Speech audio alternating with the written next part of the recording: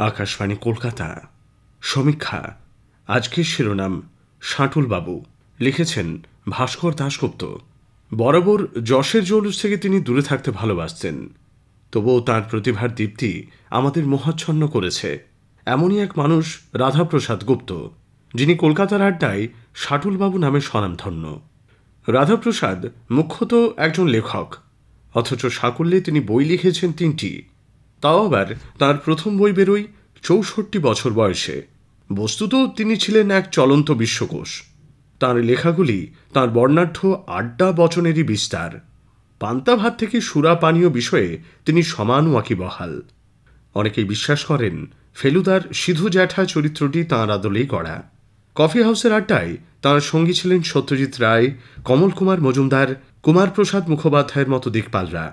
তাঁর শব্দের খেলা ছিল অতুলনীয়। সত্যজিতের নাম দিয়েছিলেন ওরিয়েন্ট লংম্যান। সেটা আবার বদলে যায় সত্যজিৎ যখন বিদেশ থেকে হার্ট অপারেশন করে ফেরেন। নতুন নাম হয় ইস্টার্ন বাইপাস। শহরের রাস্তাটা তখন সবে তৈরি হচ্ছে কিনা। শাটুলবাবু হয়তো বলা শুরু করলেন ফরাসি আর্ট নিয়ে। সেখান থেকে সন্দেশের ছাঁচ ইতালির রেনেসাঁ হয়ে বুগাট্টি গাড়িতে গিয়ে দাঁড়াবে, যে ভিন্টেজ গাড়ি ক্রেতাদের অর্ডার মোতাবেক পৃথিবীতে তৈরি হয়েছিল মাত্র ২০০টি। রাধাপ্রসাদের জন্ম কটকে ১৯২০ 14 ডিসেম্বর। পিতামহ বিপিন বিহারী গুপ্ত কটকের বিখ্যাত র্যাভেনশ কলেজের প্রথম ভারতীয় অধ্যক্ষ। পিতা ভূপতি কুমার ছিলেন বিহার ওড়িশা রাজস্ব বিভাগের আধিকারিক। বাবার মৃত্যুর পর কলেজে পড়তে চলে আসেন কলকাতায়। ব্যক্তিগত অভিজ্ঞতা এবং অন্যান্যদের স্মৃতিকথা ভিত্তি করে তাঁর প্রথম বই কলকাতার ফিরিওয়ালার ডাক আর রাস্তার আওয়াজ।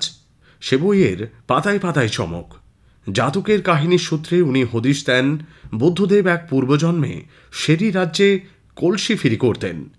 বইতে ফিরিওয়ালার ডাকের রকমফের ছাড়াও যেসব মনোহারী খাদ্যবস্তু আর ঘর গেরস্থালি জিনিসের নাম আছে, তার কটাই বা আজ আমরা চিনি।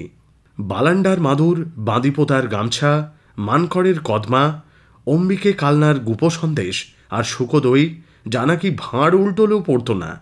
এরপরে তাঁর পর্যবেক্ষণ, খাবারে মকরধ্বজ অনুপান পরিমাণ ময়লা না থাকলে স্বাদ খোলে না। প্রমাণ রাস্তার ফুচকা। পুরনো খবরের কাগজ বিক্রিওয়ালাদের কাছে ইংরেজি কাগজের দাম কেন বেশি তদন্ত করে জেনেছেন। একটা ইংরেজি কাগজ বড়জোর ২-৪ জন পড়ে, তাই টাটকা থাকে।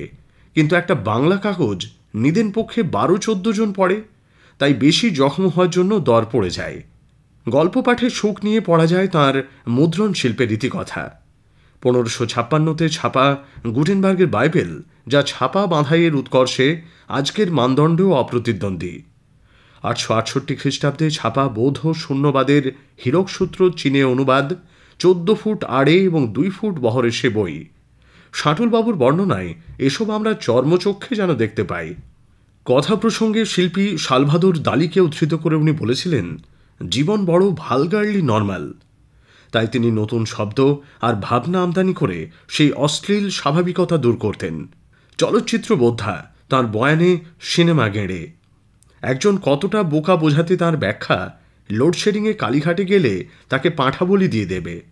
মিঠুন চক্রবর্তীর সিনেমা নিয়মিত দেখতেন। মূল আকর্ষণ তাঁর ভাষায় ছবিগুলির দুর্দান্ত অ্যাবসার্ডিটি। মকবুল ফিদা হোসেন, মুল্ক রাজ আনন্দ, রঘুবীর সিং তাঁর বাড়িতে ঠাঁই গেড়ে আড্ডা দিতেন।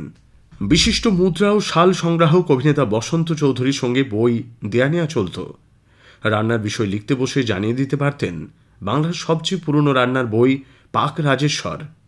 ফ্যাশন বিষয়ে লেখায় বিবেকানন্দ অনুপ্রাণিত বাংলা প্রতিশব্দ ঢং ব্যবহার করেছেন। টাটা স্টিলের জনসংযোগ বিভাগের আধিকারিক হলেও তিনি বাংলার শেষ মহাপ্রাণ বোহেমিয়ান। ২০০০-এর ৯ই মার্চ তাঁর প্রয়াণ। এই বিশেষ দিনগুলিতে শুধু দায়সারা স্মরণ নয়, একঘেয়েমির বিষণ্ণতা থেকে পরিত্রাণ পেতে প্রতিদিন শাটুলবাবুর চর্চা অপরিহার্য। সমীক্ষা শেষ হল। এটি লিখেছেন ভাস্কর দাশগুপ্ত।